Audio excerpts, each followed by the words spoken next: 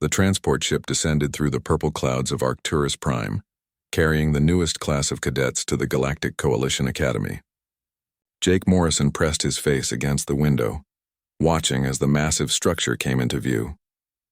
The academy looked like a small city, with towers reaching toward the sky and training grounds spreading across kilometers of the moon's surface.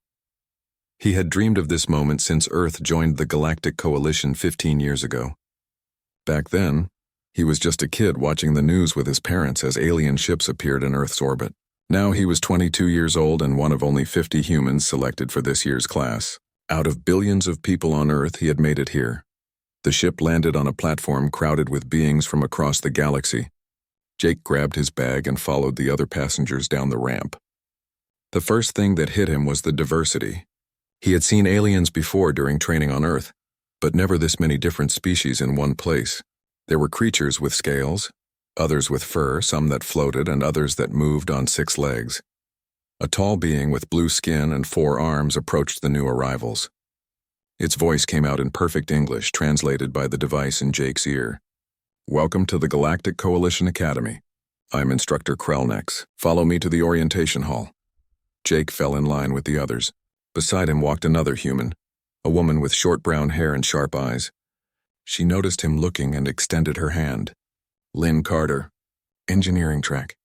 "You?" "Jake Morrison, combat operations." He shook her hand, glad to see another human face. They walked through corridors filled with cadets from previous classes. Jake noticed how the aliens looked at the humans with curiosity but not much else. Some even seemed dismissive, as if humans were not particularly interesting. He supposed that made sense. Earth was new to the galactic stage. These other species had been exploring space for thousands of years. The orientation hall was enormous, with seats arranged in circular tiers. Jake and Lynn found spots near the middle.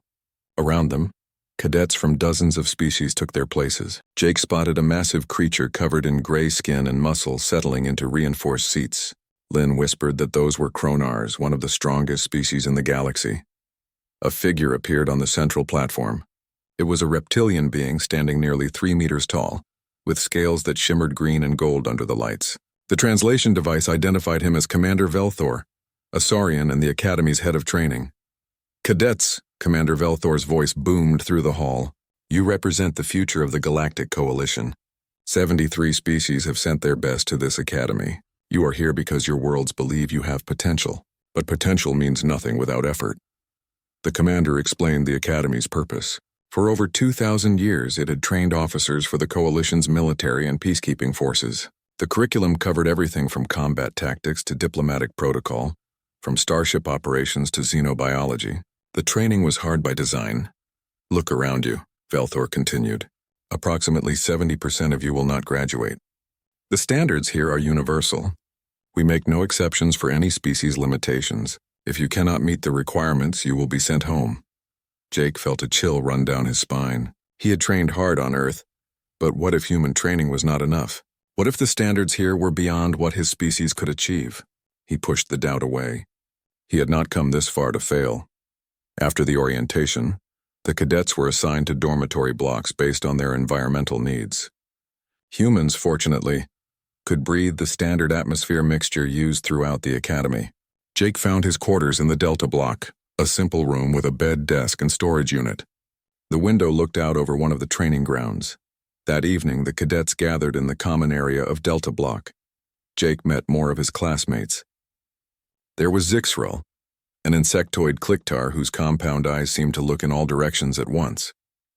The Clicktar spoke in precise, measured tones and explained that his species valued logic and efficiency above all else.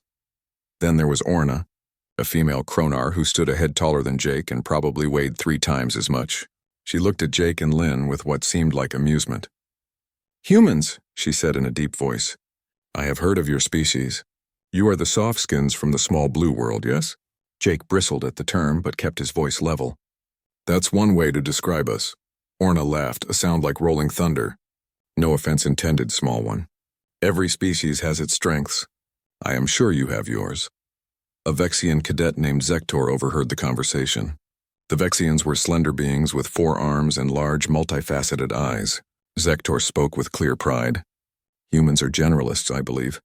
Average in most categories, not particularly strong like the Kronars, not especially fast like my people, not as intelligent as the Polarians, but adequate enough to be here. Lynn's jaw tightened, but she said nothing.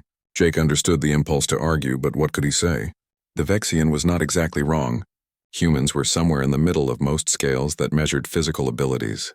Earth's gravity was moderate, its environment was temperate, and humanity had faced no existential evolutionary pressures that drove extreme adaptations. The first week consisted of introductory classes and facility tours. Jake learned about the different training modules, the simulation centers, and the various testing facilities. The Academy used technology that seemed almost magical compared to what existed on Earth. Holographic training environments could recreate any battlefield condition. Medical bays could heal injuries in hours that would take weeks on Earth. The cadets also began basic physical training. Jake found himself in a class with 40 other cadets from 20 different species. The exercises were designed to challenge everyone regardless of their natural abilities. Jake performed adequately, neither excelling nor falling behind. The instructors noted his scores with neutral expressions. During a break, Jake sat with Lynn and watched Orna lift weights that seemed impossible. Nearby, a Vexian cadet moved through an agility course with liquid grace. Zixaral solved tactical problems on a holographic display with methodical precision. "We are pretty average, aren't we?" Jake said quietly. Lynn shrugged. "Maybe that's not a bad thing. We adapt well. We can do a bit of everything. Or we are not particularly good at anything." "Stop that," Lynn said firmly. "We are here for a reason. Earth would not have sent us if we did not have something to offer." Jake wanted to believe her, but as the days passed and testing began in earnest, he could not shake the feeling that humans were just along for the ride. The galaxy was vast and ancient, filled with species that had evolved unique advantages. What did humanity bring to the table except being aggressively average? The testing schedule appeared on their data pads at the end of the second week. Every cadet would undergo baseline assessments across multiple categories: strength, endurance, intelligence, sensory perception, and reflexes. The results would determine their initial training tracks and give instructors a measure of each species' capabilities. Jake stared at the list of tests. This was it. The moment when humans would be measured against the galaxy and found to be exactly what everyone expected: adequate, sufficient, unremarkable. He went to bed that night wondering if he had made a mistake coming here. Perhaps he should have stayed on Earth, found a career there where being human was not a constant reminder of mediocrity. But when he closed his eyes, he saw the stars outside his window and remembered why he came. Not to be better than anyone else, but to prove that humanity belonged among those stars. The next morning, testing began. Jake joined the queue of cadets heading to the assessment center. Orna clapped him on the shoulder with enough force to make him stumble. "Good luck, soft skin. Try not to embarrass your world too badly." Jake smiled despite himself. "Same to you." As he entered the testing facility, surrounded by beings from across the galaxy, Jake Morrison had no idea that everything was about to change. The machine that had measured countless species for thousands of years was about to meet something it had never encountered before. And nothing in the Galactic Coalition would ever be quite the same again. The testing center occupied an entire wing of the Academy.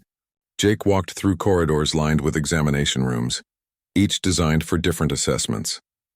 Groups of cadets moved from station to station, accompanied by instructors carrying data pads that recorded every result. The first test measured physical strength. Jake entered a room where a Kronar instructor named Grath demonstrated the equipment. The machine was simple in concept, but sophisticated in execution. Cadets would push, pull, and lift against resistance that adjusted automatically. The system measured maximum force, endurance, and power output across multiple muscle groups. Jake watched a Kronar cadet go before him. The massive being gripped the handles and pushed. The machine groaned under the force. Numbers flashed on the display, recording force measurements that made Jake's stomach sink. There was no way he could match that. When his turn came, Jake did his best. He pushed until his muscles burned, pulled until his shoulders ached, lifted until his legs trembled. The instructor nodded and recorded the data without comment. Jake knew without asking that his results were far below the Kronar standard. He also knew they would be below many other species as well. The endurance testing came next. This involved running on a track while wearing monitors that measured cardiovascular performance, oxygen efficiency, and stamina. Jake actually felt better about this one. Humans were decent distance runners. Back on Earth, his ancestors had hunted by chasing prey until it collapsed from exhaustion. He ran for 40 minutes before the instructor called time. His heart pounded and sweat soaked his shirt, but he had finished in the middle of the pack. Some species had collapsed earlier, while others barely seemed winded. Average again. Always average. Intelligence testing happened in a quiet room with holographic displays. The problems ranged from mathematics to spatial reasoning to pattern recognition. Jake worked through them methodically. Some were easy, others made his head hurt. When he finished, the Polarian instructor reviewed his results with her large, thoughtful eyes. "Adequate," she said finally. "Your pattern recognition is quite good. Logical reasoning is solid. Mathematics are acceptable. Overall, you score within the expected range for your species." Expected range. Those words followed Jake like a shadow. Everything he did fell within the expected range for humans. Nothing exceptional. Nothing that would make anyone take notice. The sensory tests revealed similar results. His vision was decent but could not match the range or clarity of Vexian compound eyes. His hearing was acceptable, but nothing compared to the echolocation capabilities of the sonar species. His sense of smell was functional but primitive compared to the Cantor, whose entire culture revolved around scent-based communication. By the time Jake reached the final assessment, he felt deflated. 2 days of testing had confirmed what he already suspected. Humans were the galaxy's middle children, unremarkable in every measurable way. He wondered what Earth's government had been thinking, sending humans to compete with species that had evolved so many advantages. The last test measured reflexes. Jake entered a large circular chamber with a raised platform in the center. The walls were lined with projection systems and sensors. An elderly Vexian instructor named Kralnex stood beside a control console, his forearms moving across the display with practiced ease. "Welcome to the Synaptic Response Evaluator," Kralnex said. His voice carried the weight of decades spent administering this test. "This machine has been in operation for over 3,000 years. It has measured the reflexes of every species in the Coalition." Jake nodded, trying to look attentive despite his exhaustion. Kralnex continued his explanation. "You will stand on the platform. Holographic threats will appear around you. Your task is to respond appropriately. Dodge projectiles, block strikes, counterattacks when openings appear. The machine will increase difficulty progressively until you can no longer maintain adequate response times." "How high do most people get?" Jake asked. "That varies by species," Kralnex said. "The Vexians typically reach level 7 or 8. Our forearms and enhanced visual processing give us an advantage in these situations. Kronars usually peak around level 5. Their size works against them in reaction-based scenarios. Humans—" He paused, checking his datapad. "We have limited data on your species. Previous human cadets have reached level 4 or 5. Level 4 or 5.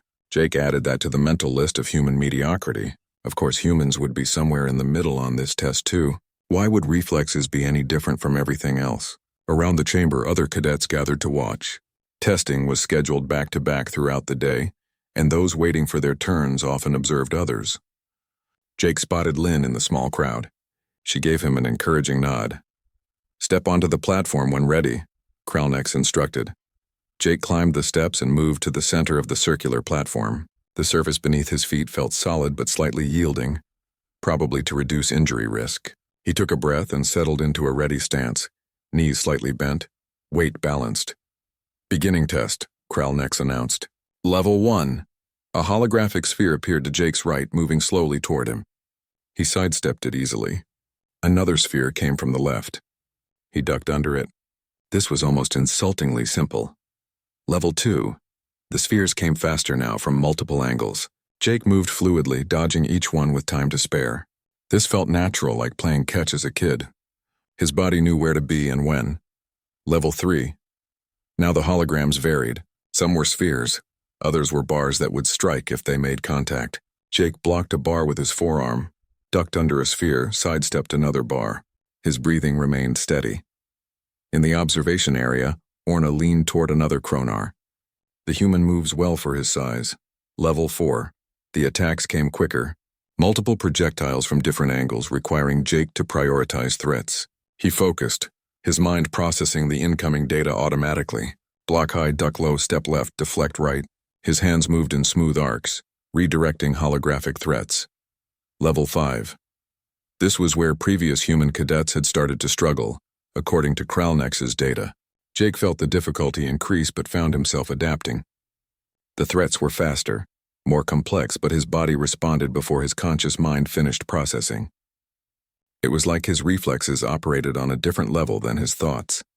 Sixrel's compound eyes tracked Jake's movements with interest. Curious, his response latency appears lower than expected. Level 6. Sweat began to form on Jake's forehead, but not from exertion. It was concentration. The holographic attacks now came in patterns designed to overwhelm. 3 spheres from above, 2 bars sweeping low, another sphere from behind. Jake's world narrowed to threats and responses. Everything else faded away. His right hand batted aside a sphere while his left blocked a bar. He dropped flat to avoid 2 more projectiles, then rolled and came up moving. The movements were not beautiful or practiced. They were efficient and fast. Level 7. The crowd of observers had grown. More cadets paused to watch. Level 7 was the Vexian threshold. Kralnex leaned forward slightly, his forearms still on the controls but his eyes fixed on the human on the platform. Jake did not notice the attention. His entire focus had compressed to a single point of awareness. Threats appeared. He responded. There was no thought between stimulus and action, just pure reaction. A sphere came from his blind spot. His body twisted before his eyes registered it. A bar swept toward his head. He ducked under it with inches to spare. Level 8. Lynn stood up from her seat. Something was different about Jake's movements now. They were faster, sharper. His hands were starting to blur at the edges. Level 9. Orna's eyes widened. That should not be possible for a soft skin. The holographic threats now filled the space around Jake like a storm. They came from every direction simultaneously, faster than most beings could track. Jake moved through them like water flowing through rocks. His body twisted, turned, struck, blocked, dodged in one continuous motion. Kralnex checked his console. Jake's response times were approaching Vexian levels. That could not be right. Humans were supposed to be average. Their biology did not suggest any particular advantage in reflex scenarios. Level 10. The machine was now operating beyond standard cadet parameters. Level 10 was reserved for advanced students and sometimes not even reached by them. The holographic attacks were nearly solid walls of motion. Jake's breathing had quickened but remained controlled. His movements were no longer quite visible as separate actions. He had become a blur of deflection and evasion. Zektor, the arrogant Vexian, watched with growing disbelief. This is impossible. Humans do not have this capability. There must be an error. But there was no error. On the platform, Jake Morrison had stopped thinking entirely. Something primal had taken over. Some deep survival instinct that bypassed conscious thought. His ancestors had dodged charging predators on the African savanna. They had hunted animals faster and stronger than themselves through pure persistence and reaction speed. Millions of years of evolution had built a hair-trigger nervous system into human biology. And now, in a testing chamber on an alien moon, that evolution was about to break a machine that had never failed in 3,000 years. Level 11. The announcement came from Kralnex's console, but his voice had lost its professional neutrality. There was something else there now. Surprise, perhaps even concern. The synaptic response evaluator was operating well beyond the parameters designed for cadet testing. Jake heard the announcement somewhere in the back of his mind, but it meant nothing. Numbers and levels had ceased to matter. There was only motion. His world had reduced to a pure state of action and reaction. Holographic projectiles appeared. His body moved. That was all. The observation area had gone quiet. More cadets pressed into the chamber, drawn by whispers spreading through the testing center. A human was doing something impossible. The crowd now included instructors from other sections who had abandoned their posts to witness this themselves. Commander Velthor entered the chamber and moved to stand beside Kralnex. The tall Saurian's eyes narrowed as he watched the platform.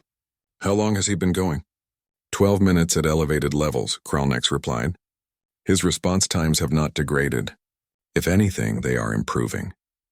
Commander, I have never seen this before. Level 12. The holographic threats now moved faster than most beings could perceive them as individual objects. They appeared as streams of light and color. Jake moved through them like he was dancing, but it was a violent dance with no wasted motion. His hands struck out in rapid sequences.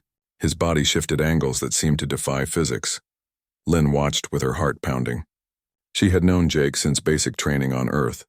He was a good guy, competent but never exceptional. She had never seen him move like this. None of the human cadets had ever demonstrated anything approaching this level of reflex speed. Orna gripped the railing in front of her. "I take back what I said about soft skins," she muttered. Level 13. A Polarian instructor was frantically consulting a data pad. This exceeds the documented capabilities of human physiology. According to our records, humans have average neural transmission speeds.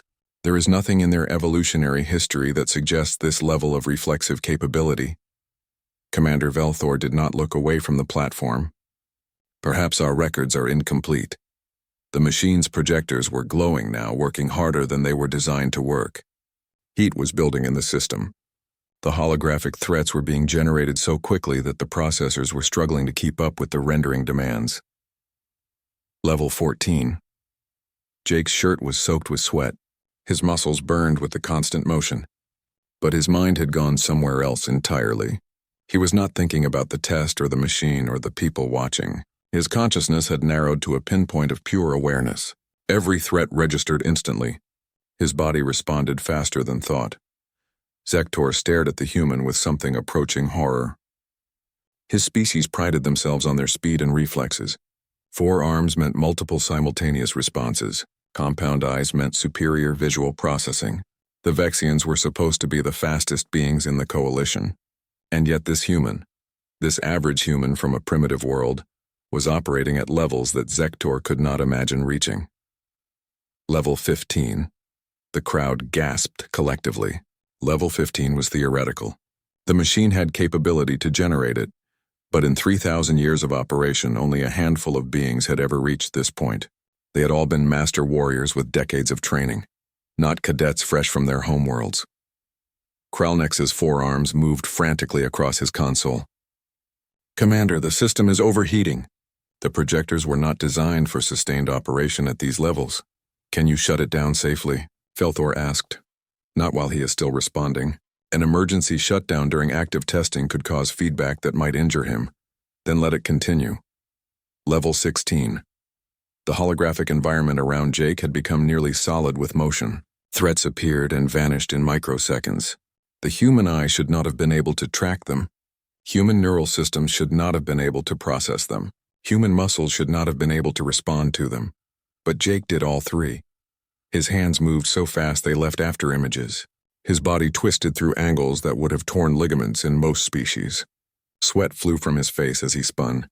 His eyes tracked everything at once, some part of his brain processing multiple threat streams simultaneously. A technician ran into the chamber and went straight to Kralnex. "Sir, the cooling system is failing. If we continue, we risk permanent damage to the evaluator." Kralnex looked at Commander Velthor. The Saurian's expression was unreadable. Level 17, the machine was screaming now. Not literally, but the sound it made was wrong. The hum of the projectors had become a high-pitched whine. The console displays flickered. Somewhere deep in the system's core, circuits were being pushed past their design tolerances. Jake felt something change. The threats were still coming, but there was a delay in their appearance. Tiny gaps in the pattern. The machine was struggling to keep up with him. Some distant part of his mind found this strange, but he could not spare the attention to think about it.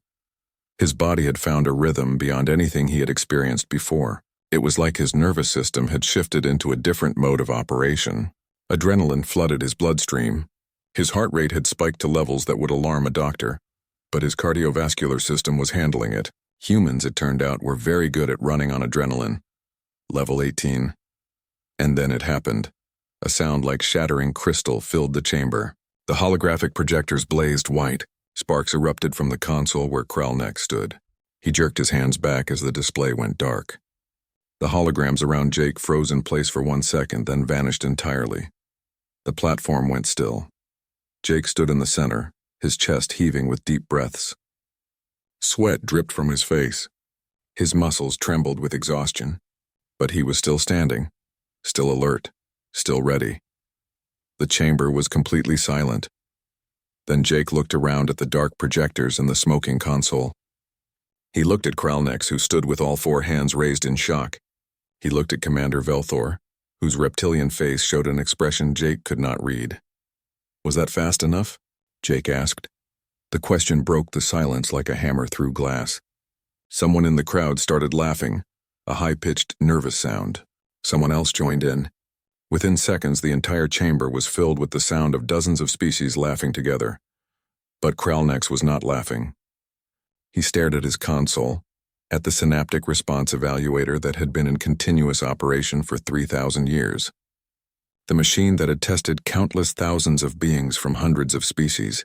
The machine that had never failed, until a human broke it. Commander Velthor stepped onto the platform and approached Jake. The Saurian towered over the human, but there was something in his eyes that had not been there before. "Respect. Cadet Morrison," Velthor said formally. "You may step down. Report to the medical bay for a full examination." Jake nodded, too tired to speak. His legs felt like rubber as he walked off the platform. Lynn rushed over to support him. Orna appeared on his other side, and together they helped him toward the exit. As they left, Jake heard the technicians swarming around the machine. He heard Kralnex calling for emergency repairs. He heard other instructors arguing about what they had just witnessed. "That was incredible," Lynn said quietly. Jake shook his head. "I just did the test. I didn't mean to break anything." "You didn't just do the test," Orna said. Her voice carried a warmth that had not been there before. "You did something impossible, Softskin. You made the galaxy notice your species." They walked through corridors that suddenly felt different. Cadets from other species stopped to stare as they passed. Some moved aside respectfully. Others whispered in their native languages. The translation devices in everyone's ears were working overtime. Jake felt uncomfortable with the attention. He had not come here to show off. He had just taken a test and done his best. Was it really that strange that he had good reflexes? Maybe other humans could do the same thing. But deep down, in a place he did not want to acknowledge yet, Jake knew something had changed. The galaxy had dismissed humanity as average, as unremarkable as adequate but not exceptional. In the span of 12 minutes, Jake had challenged that assumption. The machine was broken, but more importantly, so was the perception that humans were nothing special. As they reached the medical bay, Jake allowed himself a small smile. He thought about all the instructors who had evaluated him over the past 2 days. All the tests that had placed him firmly in the middle of the rankings. All the subtle dismissals and low expectations. Maybe being average was just what it looked like when nobody tested you properly. Maybe humanity had been holding back without even knowing it. And maybe, just maybe, the galaxy was about to learn that Earth's newest members had more to offer than anyone expected. The medical bay was unlike anything on Earth. Holographic displays showed Jake's body in complete detail, layers of muscle and bone visible in 3 dimensions. Scanners hummed around him as Dr. Venn, a Polarian physician with gray skin and enormous eyes, studied the data with intense concentration. "Remarkable," she murmured, for the 5th time in as many minutes. "Truly remarkable." Jake sat on the examination table, still wearing his sweat-soaked training clothes. He felt tired but otherwise fine. Maybe a little sore. Nothing worse than a hard workout back on Earth. "Is something wrong?" Dr. Venn looked up from her displays. "Wrong? No, Cadet Morrison. Everything appears to be functioning exactly as it should. That is what makes this so fascinating. You are not enhanced. You are not modified. You are simply human. I don't understand." "Neither do I," Dr. Venn admitted. "Not yet. But I intend to find out." Over the next 3 hours, Jake underwent every scan and test the medical bay could perform. Blood samples were taken. Neural activity was measured. Muscle tissue was analyzed. Dr. Venn consulted with colleagues from other medical research facilities across the Coalition network. Data about human physiology was requested from Earth scientific databases. Meanwhile, in the testing center, a team of technicians worked frantically to repair the synaptic response evaluator. Kralnex supervised, his forearms gesturing sharply as he directed the effort. Commander Velthor stood nearby, watching the work while reviewing footage of Jake's test on a handheld display. "Run it again," Velthor commanded. Slow it down by half. The video played, showing Jake moving through the holographic threats. Even at half speed, his movements appeared almost supernaturally quick. His hands were blurs. His body seemed to predict where threats would appear before they materialized. Again, 1/4 speed. At 1/4 speed, the movements became visible as individual actions, but the precision was even more stunning. Every motion served a purpose. There was no wasted energy, no unnecessary flourish. Jake's reflexes had been operating with mechanical efficiency. A Polarian instructor approached Velthor. Her name was Professor Thel, and she specialized in comparative xenobiology. Commander, I have been reviewing Earth's evolutionary records. I may have found an explanation. Velthor turned off his display. Proceed. Professor Thel activated a holographic projection showing Earth in its prehistoric state. Humans evolved on a world with moderate gravity and temperature ranges. Standard conditions, nothing extreme. Because of this, we classified them as generalists with no particular advantages. But we overlooked something crucial. The hologram changed, showing various Earth predators, large cats, wolves, bears. Earth's evolutionary history is violent. The planet supported massive predator populations. Humans, as a species, developed in an environment where they were both hunters and prey. Many species evolved under similar pressures, Velthor observed. True, but humans took a unique approach. The hologram shifted to show early humans running across grasslands. They became persistence hunters. They would chase prey for hours, even days, until the prey collapsed from exhaustion. This required exceptional cardiovascular endurance, which they developed. But it also required something else. Professor Thel zoomed in on a holographic human brain. Split-second decision-making. The ability to track prey through complex terrain. The reflexes to adjust instantly to changing conditions. For millions of years, human survival depended on these capabilities. And then, in their more recent history, they faced another pressure. The hologram showed humans in combat with each other. Ancient warfare, medieval battles, modern conflicts. Humans spent thousands of years fighting each other. Constant warfare created intense selective pressure for those with faster reflexes. Those who could react quicker in combat lived to pass on their genes. Velthor studied the projection thoughtfully. So their reflex speed is not anomalous. It is the result of specific evolutionary pressures. Exactly. And there is one more factor. Professor Thel pulled up a chemical diagram. Adrenaline. When threatened, human bodies flood themselves with this hormone. It increases heart rate, dilates pupils, and speeds up neural transmission. Many species produce similar chemicals, but humans seem particularly dependent on adrenaline response. The test environment would have triggered this response. Indeed, what we witnessed was not just Cadet Morrison's baseline reflexes.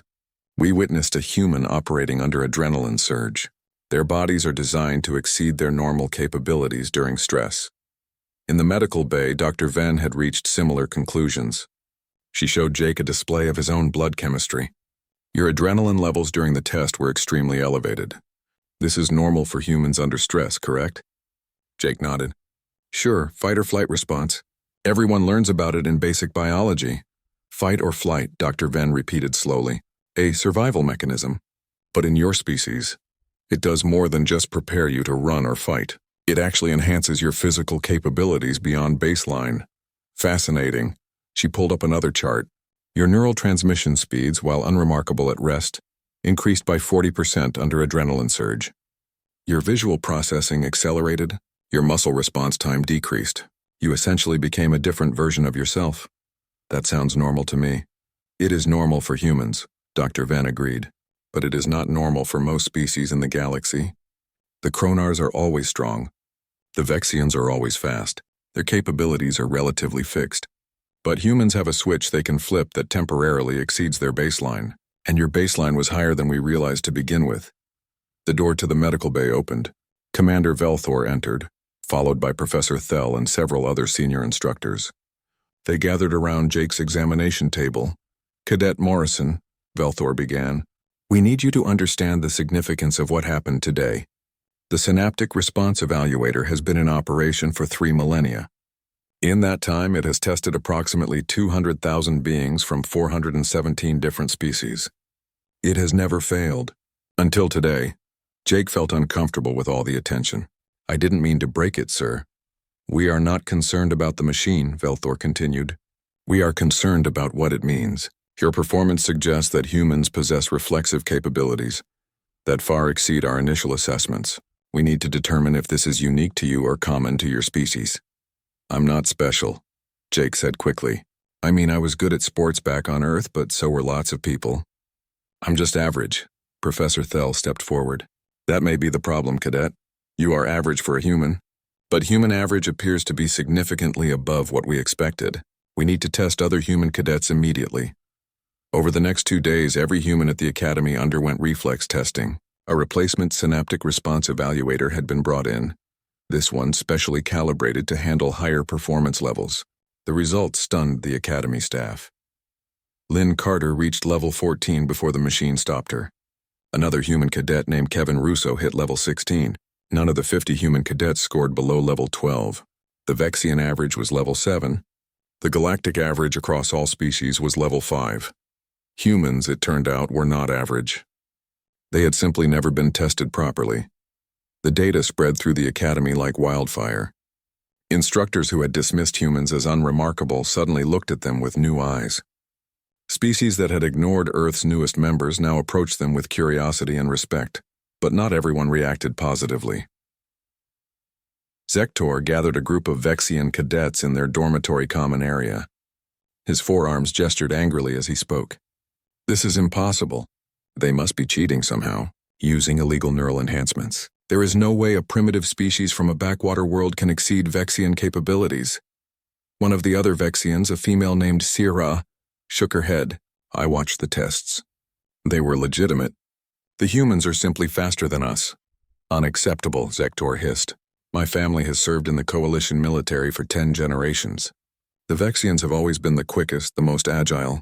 We cannot allow these humans to take that from us. Sierra stood up. It is not about allowing anything. It is about accepting reality. The humans have an advantage we did not know about. We should learn from them, not resent them.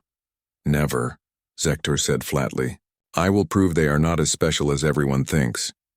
Meanwhile, Jake sat in the dormitory common area with Lynn, Orna, and Zixrel. The Kronar warrior had brought food from the commissary and was distributing it to the group. She handed Jake a plate with a grin. The mighty human who broke the unbreakable machine, Orna said with mock formality. We are honored by your presence, Jake rolled his eyes. Please stop. It's embarrassing. You should be proud, Zixrel said in his precise manner. Your achievement has altered the Academy's entire perception of your species. That is significant. I just took a test, Lynn laughed. You just took a test and rewrote the book on human capabilities. Own it, Jake. We all knew humans could be good, but nobody knew we could be this good. Orna leaned back in her seat. I was wrong about your people. Soft skin is no longer an insult. It is a warning. Soft on the outside, lightning on the inside. Jake appreciated his friend's support, but he felt conflicted. Part of him. 3 weeks passed since the testing incident. The Academy had settled into a new rhythm, but the atmosphere had changed. Human cadets found themselves at the center of attention everywhere they went. Some species viewed them with admiration, others watched with suspicion. A few, like the Vexians, barely hid their resentment. The Academy administration had made adjustments to accommodate the new data about human capabilities. A specialized training module was developed focusing on advanced reflex conditioning. The program drew on human evolutionary history and adrenaline response patterns. Instructors hoped other species might be able to train their reflexes to higher levels using these techniques. The results were mixed. Some species showed minor improvements. Others found the training methods incompatible with their physiology. The Polarians, for example, did not produce adrenaline or any similar hormone. Their calm, logical approach to threats meant they could not access the same rage-fueled speed that humans demonstrated. Jake found himself pulled into meetings with Academy researchers. They wanted to understand exactly how his reflexes worked. Could he control the adrenaline response? Could he activate it at will? What triggered it most effectively? It's not something I think about, Jake explained during one session. When there's danger, my body just reacts. I don't decide to be fast, I just am. Dr. Venn nodded thoughtfully. Instinct. Your conscious mind is not involved in the decision-making process at those speeds. Fascinating. This suggests your species developed a neural pathway that bypasses higher cognition during threat responses. The attention was exhausting. Jake had come to the academy to learn, not to be studied. But he cooperated because he understood the importance. If human reflexes could help the coalition, then sharing that knowledge was his duty. Lynn handled the attention better. She had always been more outgoing than Jake.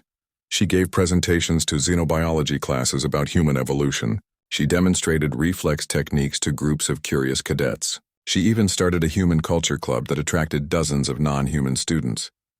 "You should join," Lynn told Jake one evening. "It's actually fun. Yesterday we taught them about baseball. How do you explain baseball to a being with 6 legs?" Very carefully, Lynn grinned. "Come on, Jake, stop hiding in the training rooms. People want to know us, but..."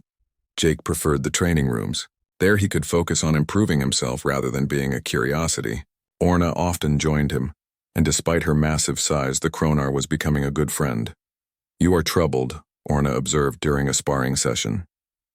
Her enormous fist moved toward Jake's head in slow motion, giving him time to practice his defensive responses. Jake ducked under the blow. "Is it that obvious?" "To those who pay attention, yes." Orna threw a combination of punches, each one controlled but powerful enough to hurt if they connected. Jake weaved between them, his body moving on pure instinct. "You do not like being famous?" "I just wanted to be a good cadet," Jake said, countering with a quick jab that bounced harmlessly off Orna's thick skin. "I didn't ask to be special." Orna stopped the sparring and sat down heavily on a bench. "None of us ask for the gifts we are born with. I did not choose to be strong. Zixrel did not choose to be methodical. You did not choose to be fast. But we all must carry these gifts whether we want them or not. What if people expect too much now? What if I can't live up to it?" "Then you fail and try again," Orna said simply. "That is what warriors do.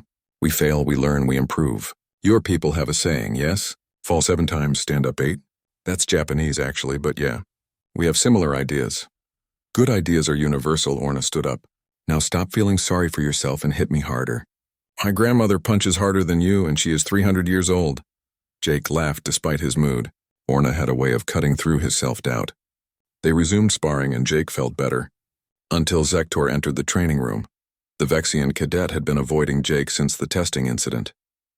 But now he approached directly, his forearms held in a posture that suggested aggression. Behind him were 3 other Vexian cadets, all watching with hostile expressions. "Human," Zektor said. The word sounded like an insult. "We need to talk." Orna moved to stand beside Jake. "If you have business with my friend, you can speak respectfully." Zektor's compound eyes focused on the Kronar. "This does not concern you, musclehead." "It concerns me when someone disrespects my sparring partner," Orna growled. Jake put a hand on Orna's arm. "It's okay." He looked at Zektor. "What do you want?" "I want to know how you cheated," Zektor said bluntly. "You and your whole species. There is no natural explanation for your performance. You must have used neural enhancers or some other illegal modification." "The tests were legitimate," Jake said calmly. "The medical scans showed no modifications. Accept it and move on." "I will not accept it," Zektor stepped closer. "My family has served the Coalition for generations. The Vexians are the fastest species in the galaxy. That is our place. That is our pride. And now you primitives from your backward world want to take that from us." Jake felt his temper rising but kept his voice level. "Nobody's taking anything from anyone. Different species have different strengths. You have 4 arms. That's an advantage we don't have. We have faster reflexes. That's an advantage you don't have. We're all here to learn and serve the Coalition." "Diplomatic words," Zektor hissed. "But I do not believe them. I think you are a fraud. I challenge you to prove otherwise." The training room had gone quiet. Other cadets had stopped their exercises to watch the confrontation. Jake noticed several instructors observing from the doorway but not intervening. They wanted to see how this would resolve. "I'm not interested in fighting you," Jake said. "Of course not. You know you would lose." Zektor's forearms spread wide in a gesture of contempt. "Your machine tricks mean nothing in real combat. Against a trained Vexian warrior, you would fall in seconds." Orna growled again. "He is baiting you, Jake. Do not fall for it." But Jake's temper had reached its limit. 3 weeks of being studied, questioned, and doubted had worn down his patience. Now this arrogant Vexian was calling him a fraud in front of everyone. Something inside him snapped. "Fine," Jake said quietly. "You want to fight? Let's fight. Zektor's expression showed satisfaction. Excellent. Not here, of course. The instructors would stop us. Tonight in the auxiliary training bay. Midnight. No rules except no permanent damage. I'll be there. Zektor and his friends left. The moment they were gone, Orna grabbed Jake's shoulder. Are you insane? He is trying to humiliate you. This is not about proving anything. It is about pride. I know, Jake said. But I'm tired of being doubted. I'm tired of being treated like a curiosity or a cheater. If beating him in a fair fight is what it takes to end this, then that's what I'll do. He has 4 arms, Jake, and he has been training in Vexian combat styles since childhood. I know. Lynn arrived minutes later, having heard about the challenge through the Academy's gossip network. She found Jake in his quarters preparing for the night ahead. Please tell me you're not actually doing this, she said. I am. Jake, this is stupid. You don't have to prove anything to Zektor or anyone else. The test results speak for themselves. This isn't about the tests, Jake said. It's about respect. Every day I get looks from cadets who think I'm a freak or a cheater. Every day someone makes a comment. I'm tired of it. If I have to beat someone up to make it stop, then I guess that's what I'll do. Lynn sighed. You sound like a human. I am human. That's kind of the point. At midnight, Jake made his way to the auxiliary training bay. It was an older facility, less monitored than the main training areas. Perfect for an unsanctioned fight. When he arrived, he found a crowd already gathered. At least 50 cadets from various species formed a loose circle around the center of the room. Zektor stood in the middle, limbering up his 4 arms. He had removed his uniform jacket, revealing the lean, muscled build of his species. His compound eyes tracked Jake as the human entered. I did not think you would come, Zektor said. I thought you would hide behind your instructors. Jake said nothing. He removed his own jacket and moved to the opposite side of the circle. His heart was already pounding. Adrenaline was beginning to flood his system. His vision sharpened. His muscles felt coiled, ready to explode into action. Orna pushed through the crowd and grabbed Jake's arm one last time. Be smart. He will try to overwhelm you with multiple strikes. Stay mobile. Use your speed, Jake nodded. I've got this. I hope you're right, my friend. Lynn stood beside Orna, her face tight with worry. Sixrel had also come, his compound eyes whirring as he calculated probabilities. Cadet Morrison has a 47% chance of victory based on my analysis, the Clicktar announced. Not helping, Lynn muttered. A Kronar cadet named Grath stepped into the circle. He was even larger than Orna, and had apparently been elected referee. Rules are simple, Grath announced in a voice like grinding rocks. Fight until one of you submits or cannot continue. No weapons, no killing strikes, no permanent damage. Break these rules and face Academy justice. Understood? Both Jake and Zektor nodded. Then begin. Zektor moved first, all 4 arms striking simultaneously, too high, too low, creating a cage of attacks that should have been impossible to avoid. Jake's back hit the wall. Zektor's 4 arms pinned him there, each hand gripping a limb. The Vexian's face was inches from Jake's, compound eyes gleaming with triumph. Submit, Zektor demanded. Admit that you are nothing special. Something in Jake's mind snapped. The adrenaline that had been building exploded through his system like a dam breaking. His heart rate doubled. His pupils dilated. Every muscle in his body tensed with desperate strength. He headbutted Zektor. The Vexian's grip loosened in surprise. Jake twisted free, grabbed one of Zektor's arms and used the Vexian's own weight against him. They crashed to the floor together. Now it was Jake on top, moving faster than Zektor could track. His fists became blurs, one strike to the throat, carefully controlled. Another to a nerve cluster, a third to the solar plexus. Zektor tried to counter, but Jake was everywhere at once. The human's enhanced reflexes, boosted by adrenaline and desperation, had shifted the fight completely. Within seconds, Jake had Zektor in a submission hold with his hand positioned at the Vexian's throat. Submit, Jake said quietly. Zektor struggled but could not break free. Never. Jake increased pressure slightly. Not enough to cause real damage, but enough to make his point. This isn't about pride anymore. Submit now. For a long moment, Zektor resisted. Then finally, he tapped the floor twice with one hand. The signal of surrender. Jake released him immediately and stood up. His chest heaved with exertion. Sweat dripped from his face. Every muscle trembled, but he had won. The crowd erupted. Some cheered. Others argued about what they had seen. Orna pushed through and grabbed Jake in a hug that nearly crushed his ribs. Lynn was there too, relief written across her face. That was terrifying, she said. Don't ever do that again. Grath, the referee, announced Jake's victory formally. Zektor pulled himself up, his expression dark with humiliation. He left without speaking, followed by his friends. Jake wanted to feel satisfaction, but instead he felt tired and empty. Commander Velthor appeared at the edge of the crowd. Every cadet immediately fell silent. Return to your quarters, the Saurian commander ordered. Now, the crowd dispersed quickly. Jake stood alone in the center of the training bay, certain he was about to be expelled. Velthor approached slowly. That was foolish, Cadet Morrison, Velthor said. Yes, sir. I'm sorry. You allowed pride to override judgment. You risked injury for no strategic purpose. You broke Academy regulations regarding unsanctioned combat. Yes, sir. Velthor was quiet for a moment. Then, surprisingly, he smiled. You also demonstrated exactly why humans may be valuable to the Coalition. You adapted under pressure. You turned a losing fight into a victory through pure instinct and determination. These are qualities we need. Jake was not sure how to respond. Thank you, sir. Do not thank me yet. You are still disciplined. 1 week of sanitation duty. But the punishment could have been much worse. Velthor turned to leave, then paused. Get some rest, Cadet. I suspect you will need it soon. Jake did not understand what that meant. He returned to his quarters, showered, and collapsed into bed.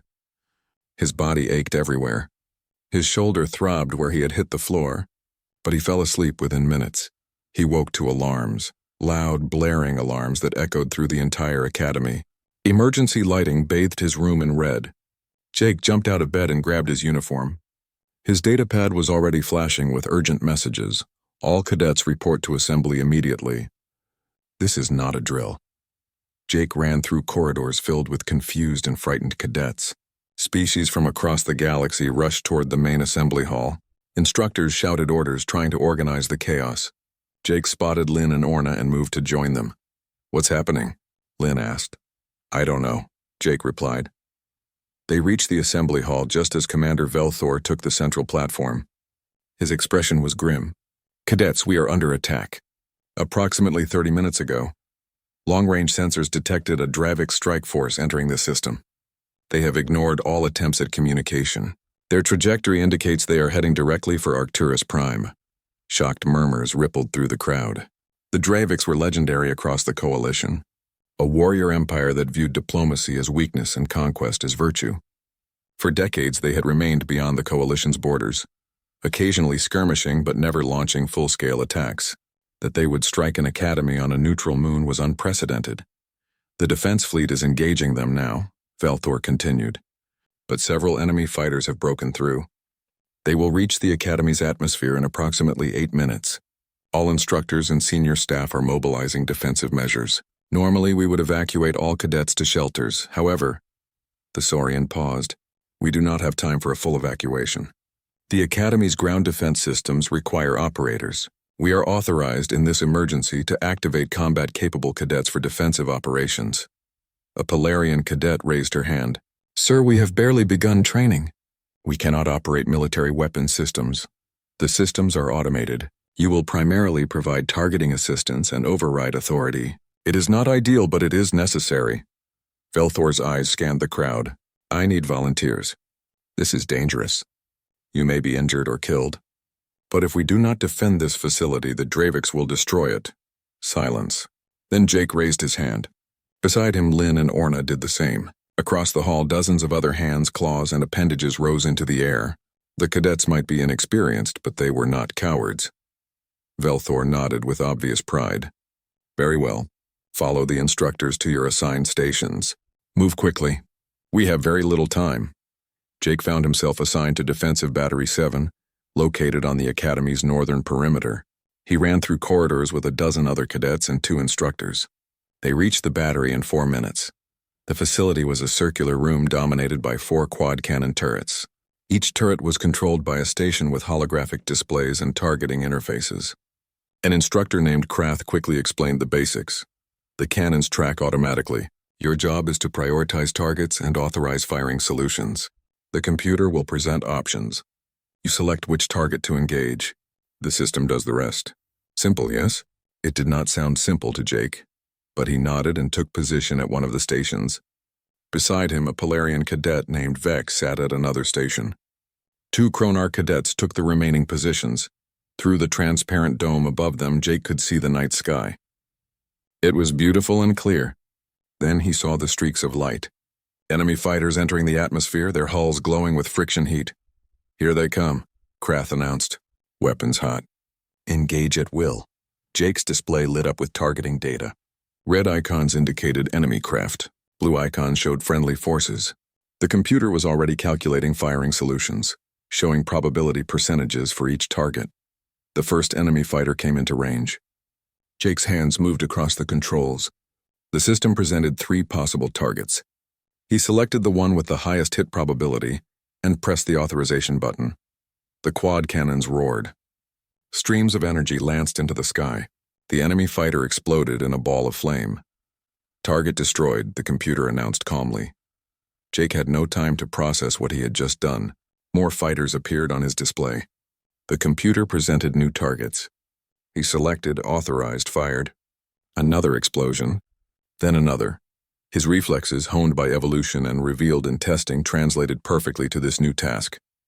The split-second decisions required for targeting came naturally. His hands moved across the controls faster than thought, selecting and engaging targets with mechanical efficiency. Beside him, Vex was struggling. The Polarian's methodical nature meant he carefully evaluated each targeting solution before committing. This caution was getting him killed. His turret had scored 1 hit while Jake had downed 5 fighters. "Stop thinking," Jake shouted over the weapons fire. "Trust the computer. Just pick targets and fire." Vex tried, but it went against his nature. The Kronar cadets were doing better, their warrior instincts serving them well. But even they were slower than Jake. The Dravix fighters were not making this easy. They moved with practiced precision, weaving through defensive fire with skill that spoke of decades of combat experience. Their own weapons fired back, energy beams scouring the Academy's shields. Jake's display showed 20 fighters in his sector.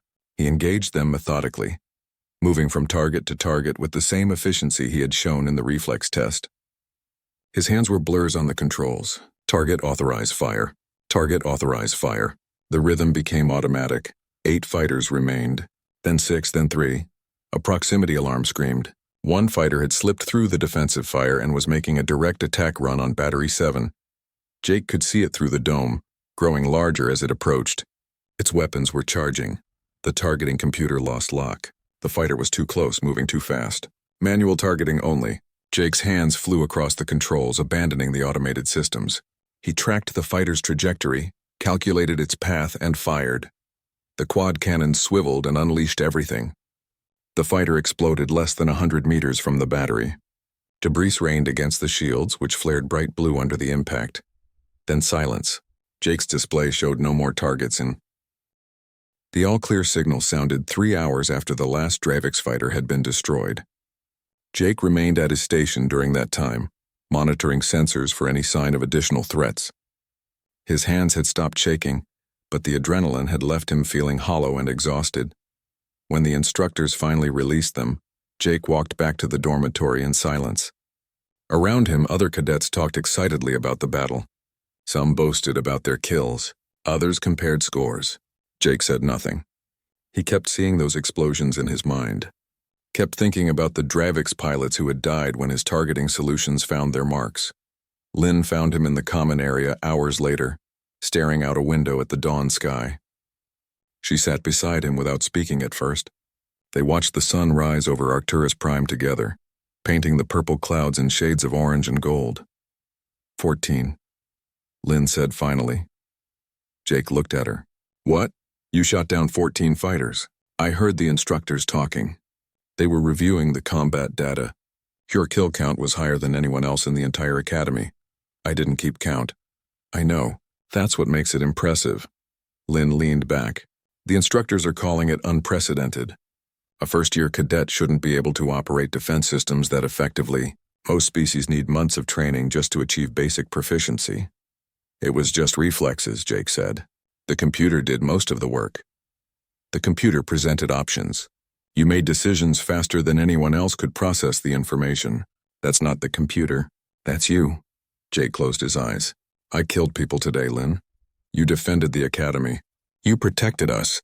The Draviks came here with the intent to destroy this facility and everyone in it. What you did was necessary. I know. But it doesn't make it feel better. They sat in silence for a while longer. Eventually, other cadets began filtering into the common area, and the moment of quiet reflection ended. Orna appeared carrying a tray of food she had somehow acquired from the commissary, despite it being closed for emergency operations. Eat, the Kronar ordered, shoving the tray at Jake. Warriors must maintain their strength. I'm not a warrior. I'm a cadet. Today you fought. Today you won. That makes you a warrior. Orna sat down heavily, making the floor shake. I am proud to call you my friend, Jake Morrison. You have brought honor to your species. Over the next several days, analysis of the battle dominated conversation throughout the academy. Military officials from the coalition arrived to investigate the attack. The Draviks had never struck a neutral facility before. This was a significant escalation of tensions. Commander Velthor called an assembly to share the findings. The Draviks' force consisted of 50 fighters, he explained. We destroyed 37 of them. 13 escaped. Our defense fleet performed adequately, but it was the ground defenses that proved decisive. The Draviks did not expect such effective resistance from an academy. He paused, his reptilian eyes scanning the gathered cadets. The combat data has been thoroughly analyzed. Cadets operating the defensive batteries achieved results far exceeding our expectations. Particularly noteworthy were the human cadets. Holographic displays appeared showing statistics. Kill rates, reaction times, targeting efficiency. Human cadets had outperformed every other species by significant margins. Jake's numbers were highlighted in particular. Cadet Jake Morrison, Velthor said, looking directly at him. 14 confirmed kills. 0 targeting errors. Response time averaging 200 milliseconds. For comparison, the galactic average for trained operators is 800 milliseconds. Your performance and that of your fellow humans has forced the coalition military to reconsider several strategic assumptions. Jake wanted to disappear. Every eye in the hall was on him. Some showed respect. Others showed fear. A few, like Zektor, showed something closer to hatred. After the assembly, Jake was summoned to a private meeting. He entered a conference room to find Commander Velthor, Dr. Venn, Professor Thel, and several high-ranking military officials from different species. They gestured for him to sit. A stern-looking Kronar admiral spoke first. Cadet Morrison, we need to discuss the implications of what happened. Your species has demonstrated a combat capability that changes the strategic balance of power in this region. The Draviks have been the dominant military force for generations. They have more ships, more weapons, and more experience than the Coalition. Our defensive strategy has always relied on numerical advantages and superior technology to compensate for their warrior culture. But now we have discovered something unexpected, a Pelarian general added. Humans possess reflexes that give them a significant edge in combat scenarios, particularly in situations requiring rapid target acquisition and response. This advantage applies to everything from personal combat to fighter operations to defensive systems. Jake shifted uncomfortably. I'm just one person. You can't base strategy on what one cadet did during one battle. We are not, the Kronar admiral replied. All human cadets at this academy performed exceptionally during the attack. We have also contacted Earth's government to discuss expanding human participation in coalition military operations. The response has been positive. Earth is prepared to commit significant resources to the defense of coalition space. Dr. Venn leaned forward. Jake, your species has spent 15 years as junior members of the galactic community. You have been observers and learners. But the galaxy is changing. The Draviks are becoming more aggressive. We need every advantage we can find. Your reflexes, your instincts, your ability to react under pressure are exactly the advantages we need. What are you asking me to do? Commander Velthor spoke. Continue your training, excel. Become the warrior I believe you can be. Show the galaxy that humans are not just adequate members of the coalition, but essential ones. The meeting ended shortly after. Jake left feeling more pressure than ever. The galaxy was watching. Earth was counting on him. Other human cadets looked to him as an example. It was overwhelming. He found refuge in the training rooms again. Orna joined him, as did Lynn and even Zixral. The four of them had become an unlikely team over the past months. Different species, different backgrounds, but united by mutual respect. "You carry a heavy burden," Zixral observed in his precise way. "The weight of expectations from your entire species." "Yeah," Jake agreed.